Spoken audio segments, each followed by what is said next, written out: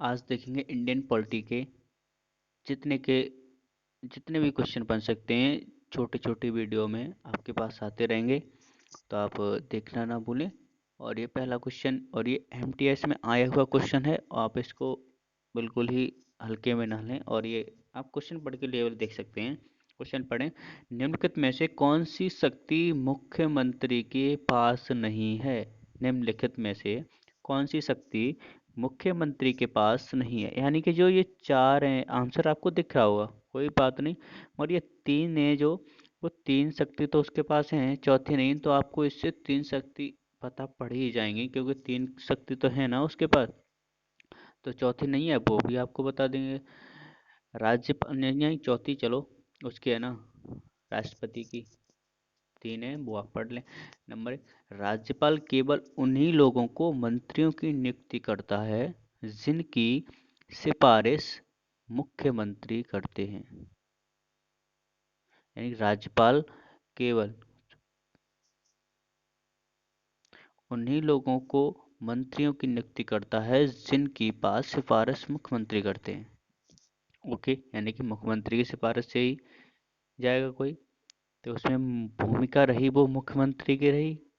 Number दो, मुख्यमंत्री सभी मंत्रियों के विभागों को शिफ्ट करते हैं।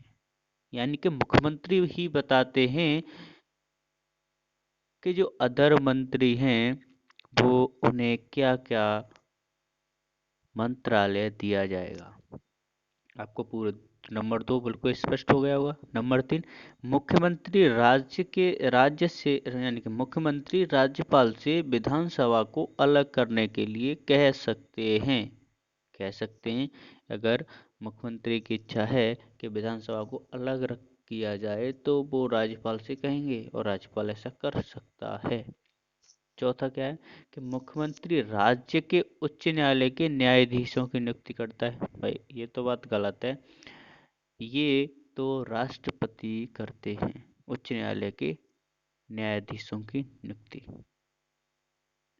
इंग्लिश में भी जो भी इंग्लिश के हैं वो आप पढ़ लें, सीधा सीधा आपको ये पीडीएफ भी मिल जाएगा, तो आप पढ़ें। मुख्यमंत्री से संबंध में निम्नलिखित में से कौन सा से कथन सत्य नहीं है?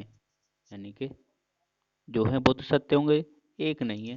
आंसर आपको दिख रहा होगा, नहीं वो मैटर नहीं करेगा, आपको उसके बारे में जानकारी ही मैटर करेगी, आंसर से कुछ नहीं होगा। नहीं आया अदर, इस पे अदर जो ऑप्शन है उस पर डिपेंड हो गया आगे तो। नंबर एक, अपनी नियुक्ति के समय मुख्यमंत्री को राज्य विधानमंडल का सदस्य होने की आवश्यकता नहीं है। बिल्कुल सही बात है।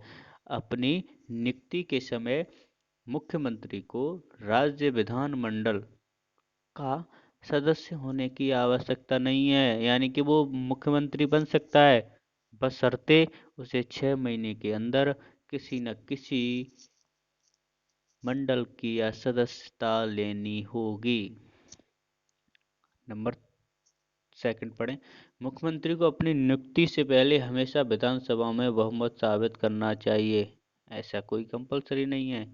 नंबर तीन, राज्यपाल ही मुख्यमंत्री की अंतिम नियुक्ति करता है। बिल्कुल सही बात है, राज्यपाल ही करेगा। और मुख्यमंत्री राज्यपाल को विधानसभा भंग करने की सिफारिश कर सकता है। बिल्कुल सही बात है, आपको बिल्कुल 100% क्लियर हो चुका होगा ये कॉन्सेप्ट कि क्या कर सकता है क्या नहीं कर सकता। चलिए अगला, किस आयोग की सिफारिश पर भारतीय रिजर्व बैंक की स्थापना हुई? किस आयोग की सिफारिश पर भारतीय रिजर्व बैंक की स्थापना हुई? तो किसके पे हुई? आपको देखो पता है आंसर, चैम्बरलैन आयोग। क्या? ऑप्शन ए चैम्बरलैन आयोग। मगर एक इसके अब इसके रिगार्डिंग भी कुछ बात कर लेते हैं। आरबीआई एक्ट आया था 1934 में। आरबीआई एक्ट 1934 में आया, ये बनी थी 1 अप्रैल 1935 में। जी, एक्ट आया था 1934 में, बनी 1935 में। तो अब इसके फर्स्ट गवर्नर कौन थे? तो देख लिया फर्स्ट गवर्नर कौन थे, सी डी देशमुख। ये सी डी देशमुख भारतीय रिजर्व बैंक के प्रथम गवर्नर थे। Okay, first governor sir, sorry sorry, देखो फर्स्ट गवर्नर कौन थे, इधर में लिख चुका है ना, लिख लिया है। कौन थे? Sir Osborne Smith. Sir Osborne Smith. 1937 में सर जेम्स टेलर। ओके। 1943 में सी डी देशमुख, यानी भारत की अगर बात की जाए तो सी डी देशमुख थे। ओके। आरबीआई देखो यहाँ भी आपको सब कुछ है। RBI was the established on 1 April 1935, reserve bank of India act 1934। तो आप ये यहाँ से भी पढ़ सकते हैं, आपको मिल जाएगा। निम्नलिखित में से कौन सा आरबीआई का कार्य नहीं है? निम्नलिखित में से कौन सा कार्य आरबीआई का नहीं है? क्या नहीं है? देखो तीन कार्य हैं उसके, आप तीन कार्य याद कर लें। ओके।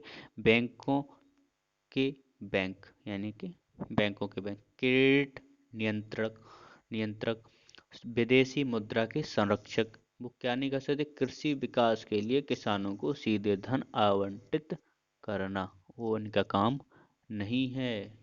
ओके। अगला क्वेश्चन, भारतीय मूल के भारतीय रिजर्व बैंक के पहले गवर्नर कौन थे? आपको ये अभी भी बताया था, 1943 में भारतीय मूल के भारतीय रिजर्व बैंक के पहले गवर्नर कौन थे? C D Deshmukh. आपको यहाँ भी कुछ चीज़ दिया है, आपको बस समझ जाना।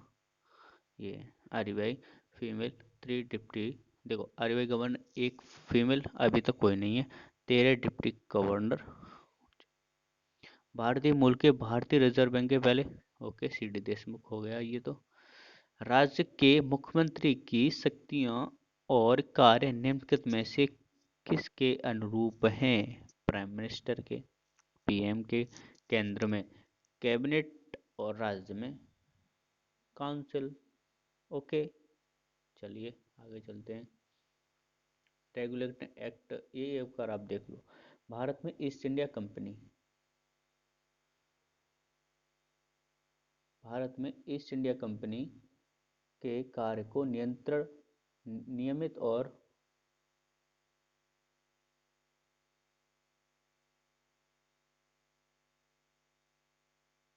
नियमित और नियंत्रित करने की दिशा में ब्रिटिश सरकार द्वारा उठाया गया ये पहला कदम था। अब कंपनी के शासन पर संसदीय नियंत्रण स्थापित किया गया।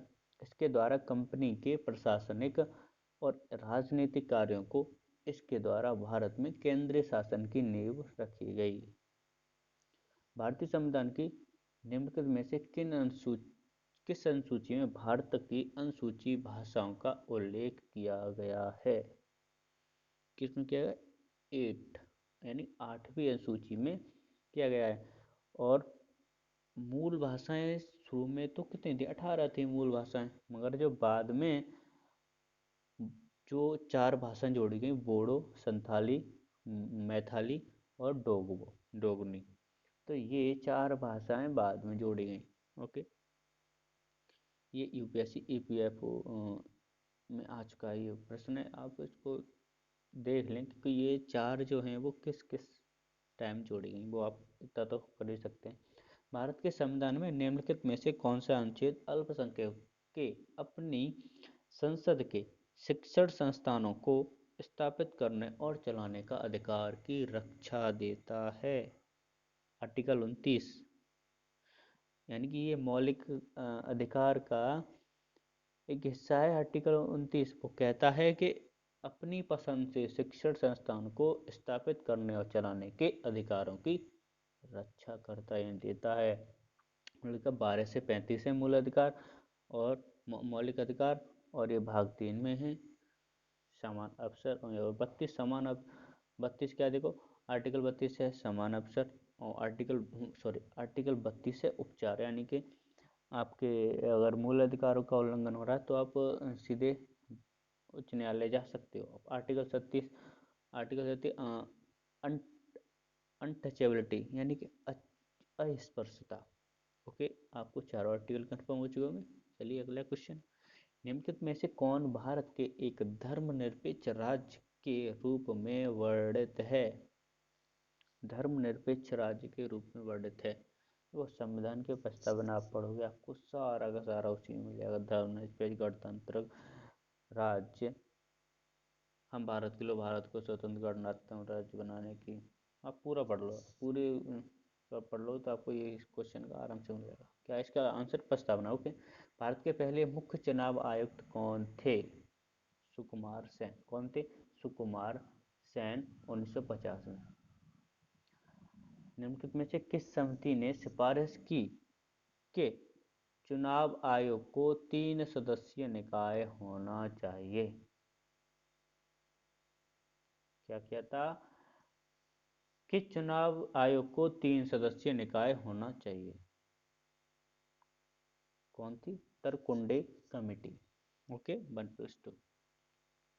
निम्नलिखित में से कौन राज्य चुनाव आयोग की अध्यक्षता करने वाली भारत की पहली महिला है? कौन? नीला सत्यनारायण। कौन? नीला सत्यनारायण। ओके। ये कौन है? Usha throat, deputy governor RBI की वित्तीय समावेशन। भारत के निम्नलिखित मुख्य चुनाव आयुक्तों में से किसने नेपाल और सूडान में पहले मुख्य चुनाव आयुक्त के रूप में भी कार्य किया है? कौन है? सुकुमार सेन। नेपाल में और सूडान में दोनों में कर चुके हैं। अगर कोई मंत्री कैबिनेट के किसी फैसले से असहमत नहीं है तो वह क्या कर सकता है? राष्ट्रपति प्रधानमंत्री से पूछे बिना उन्हें हटा सकते? नहीं। उसे इस्तीफा देना होगा? नहीं। वह एक मंत्री रह सकता है। ओके, वह एक मंत्री रह सकता है। निम्नलिखित कथनों में से कौन सा गलत है? यानी कि 3 सही है आपको। देखो, एक की अपेक्षा आपको 3 बिल्कुल सही सही चीज मिलती है। ओके। संविधान के भाग 4 में 5 में मौलिक कर्तव्य दिए गए हैं। 42वें संविधान संशोधन के बाद मौलिक कर्तव्यों को भारत के संविधान में जोड़ा गया। बिल्कुल सत्य बात है। 51 जोड़ा गया था। और सी, 2002 में 82वें संविधान संशोधन अधिनियम के बाद एक और मौलिक कर्तव्य जोड़ा गया। वो कौन सा था? वो आप कमेंट सेक्शन में बताएं। उसमें क्या प्रावधान किए गए थे? जन प्रतिनिधित्व अधिनियम 1951। नहीं भाई, गलत है। निम्नलिखित में से कौन सही सम्मिलित है? वन संरक्षण अधिनियम 1980। ओके। वन्य जीव संरक्षण अधिनियम 1974। जन प्रतिनिधित्व अधिनियम 1951। नागरिक कर्तव्य संरक्षण अधिनियम 1955। देखो, 3 सही हैं आपके। अब 3 को याद कर लो। वन संरक्षण अधिनियम 1980, और जो चौथा ही बता दे रहा हूँ, वन्य जीव संरक्षण अधिनियम 1972, इसको याद कर लो। वन्य जीव और जन प्रतिनिधित्व अधिनियम 1951 और नागरिक कर्तव्य संरक्षण अधिनियम 1955 इंपोर्टेंट है चारों। भारत नागरिकता अधिनियम 1955 के अनुसार निम्नलिखित में से कौन भारतीय नागरिकता प्राप्त करने का एक तरीका नहीं है? यानी कि 3 तरीके हैं। राजनयिक कर्मियों या विदेशी शत्रुओं के बच्चे जिनका जन्म भारत में या 26 जनवरी 1950 के बाद हो तो वो बन सकते हैं भारत, यानी कि नागरिकता ग्रहण कर सकते हैं वो। और विदेश में भारतीय नागरिकों से पैदा हुए बच्चे, यानी कि विदेश में अगर वो रह रहे हैं और भारतीय नागरिकों से, अगर भारत के नागरिक हैं, अगर वो विदेश रह रहे हैं और वो चाहें कि हम भारत की नागरिकता लें तो वो ले सकते हैं। क्यों? क्योंकि उनके माता पिता भारत के। नंबर 3, संविधान के प्रारंभ में भारत का हिस्सा नहीं बनने वाले क्षेत्र का समावेश, यानी कि संविधान के जब बना तब भारत का हिस्सा नहीं था, मगर अब हिस्सा है तो वो भी बन सकते हैं। और प्राकृतिकरण, भाई साहब प्राकृतिकरण से थोड़ी नहीं बन सकते हैं। ओके, चलिए, thank you. Like and share कर लें आपकी इच्छा हो तो, नहीं है तो मिलते हैं अगली वीडियो में। तब तक के लिए जय हिंद, जय भारत।